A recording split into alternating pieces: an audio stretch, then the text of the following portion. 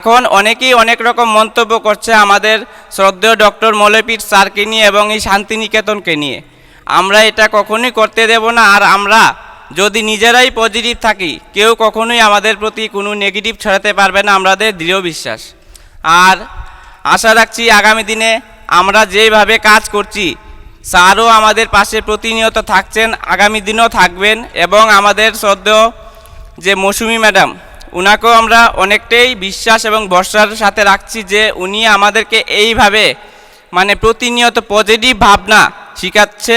আর উনার শিক্ষাতেই আমরাও এই জায়গাটা পেয়েছি এবং এই মঞ্চটা সত্যি আমরা ডক্টর মৌলভীর স্যারের পরে আমরা পেয়ে থাকছি মৌসুমী ম্যাডামকে, যার জন্য এই জায়গাটাতে এসে আমরা মাইকের সামনে দাঁড়িয়ে কখনো ভাবিনি কথা বলতে পারবো, আমরা এটা পারছি। আর আগামী দিনে যারা বা যে এটাকে নিয়ে বাজে মন্তব্য করছেন, আমি আশা রাখছি ওনারাও আমাদের সাথে এই পজিটিভ বার্তার উদ্যোগে আসবেন, কাজ করবেন এবং এই হসপিটালের সব সুযোগ সুবিধা গ্রহণ করবেন। আর আমরা এই আশা নিয়ে এগিয়ে যাব, যে যাই বলুক না কেন আমরা কখনো পিছাইনি এবং পিছুবো না।